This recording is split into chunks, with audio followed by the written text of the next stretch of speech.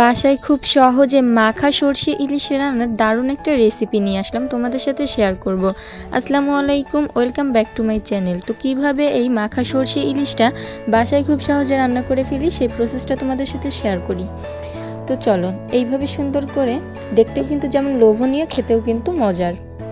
তো এখানে আমি 3টা মাঝারি সাইজের ইলিশ মাছ নিয়েছি। এখন এই ইলিশ মাছগুলোকে আমি সুন্দর করে কুটে ধুয়ে পরিষ্কার করে নিচ্ছি। তো আমি এখন পিস পিস করে কেটে নিলাম।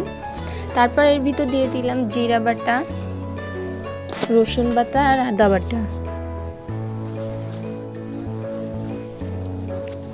দিয়ে দিচ্ছি সরষে বাটা, পরিমাণ মতো পেঁয়াজ কুচি দিয়ে দিলাম, আর কিছুটা দিয়ে দিচ্ছি ঝাল কুচানো। কারণ আমি এখানে ঝালের গুঁড়া ব্যবহার করব, এই জন্য খুব অল্প পরিমাণে ঝাল কুচানো ব্যবহার করেছি। এখন দিয়ে দিচ্ছি পরিমাণ মতো হলুদের গুঁড়া আর ঝালের গুঁড়া, পরিমাণ মতো লবণ দিয়ে দিলাম। এখন রান্নার রেগুলার সয়াবিন তেল পরিমাণ মতো দিয়ে এখন সব মাছগুলোকে সুন্দর করে মশলার সাথে মাখিয়ে নিতে হবে। খুব সুন্দর করে আলতোভাবে মাছের সাথে মশলাটাকে অনেক সুন্দর করে মিশাতে হবে, যাতে মাছের ভিতরে মশলাটা সুন্দর করে মিশে যায়।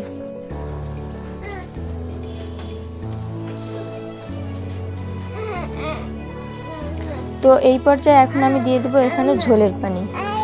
মশলাটা খুব সুন্দর করে মাখানো হয়ে গেলে দিয়ে দিচ্ছি ঝোলের পানি, আর তারপরে তো এটাকে চুলায় বসিয়ে দিব।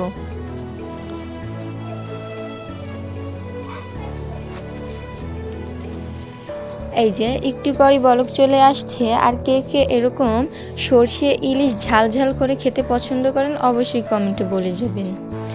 আর এই পর্যায়ে রান্নাটা হয়ে গেল। তো এখন আমি একটা প্লেটে সার্ভ করে নিচ্ছি। আর এই যে হলো সরষে ইলিশের ফাইনাল লুক। তো মাখা সরষে ইলিশ কেমন হলো সবাই কিন্তু অবশ্যই কমেন্টে বলে যাবেন। ভালো লাগলে অবশ্যই লাইক করে দিবেন, পাশে থাকা বেল আইকনটি বাজিয়ে দিবেন। যে ফেসবুক থেকে দেখছেন অবশ্যই পেজটি ফলো করে যাবেন এরকম আরও নিত্য নতুন রান্নার ভিডিও পেতে। তো আজকে এই পর্যন্তই।